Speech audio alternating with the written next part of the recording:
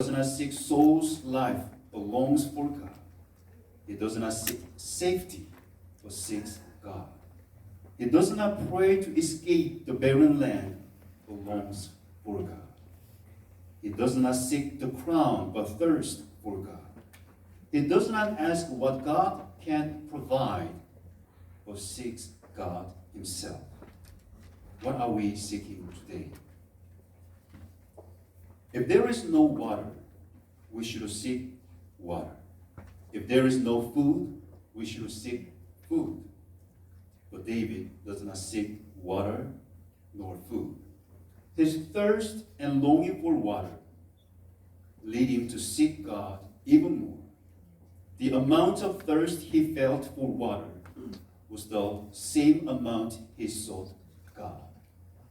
The extent of his worry was the same extent he sought God.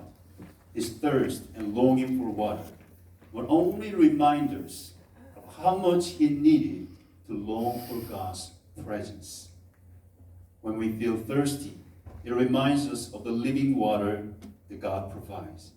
When we feel hungry, it reminds us of how much we should long for God's word. When we feel the need for clothes, it reminds us of the righteousness of Jesus we need. When we need shoes, it reminds us of the need to spread the gospel message.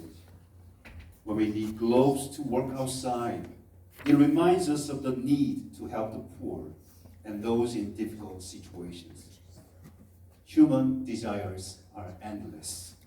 The desire to eat, the desire to possess, the desire to be respected, the desire to be recognized.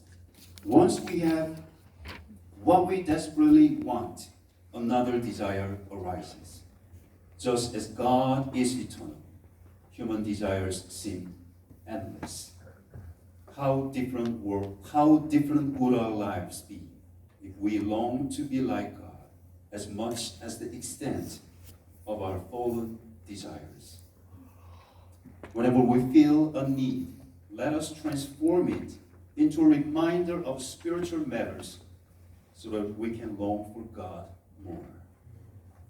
How does David seek God? He says he thirsts and longs for God. The word here, long, means to yearn desperately, to long for. According to the Hebrew word, this means to long for, to faint with longing. Have you ever fainted? Have you ever been so heartbroken by a shocking event that you fainted? Have you ever longed for someone so much that you almost fainted? In a land without water, responsible for the lives of hundreds, David should have fainted under the pressure. Not knowing when Saul would attack, David should have fainted from the fear of death. David should have fainted from the injustice of being pursued by King Saul, who was trying to kill him. Having been praised by all of Israel and now reduced a state worse than a dog, David should have fainted from despair. Overwhelmed by a dark future with no place left to stand in Israel, David should have fainted. But David longed for God so much that he was faint with longing. David was not overwhelmed by his problems, but overwhelmed by the Lord, who knew all his problems. There are two kinds of fainting in the world. When the Philistine army encamped around Israel, whom did Saul seek? The witch of Endor. Saul, who had once killed all the mediums and spiritists, now he went to seek a woman with familiar spirit who had escaped back then.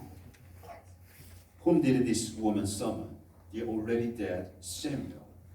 1 Samuel chapter 28, verse 20, it says, Immediately Saul fell full length on the ground and was dreadfully afraid because of the words of Samuel, and there was no strength in him, for he had eaten no food all day or all night. The phrase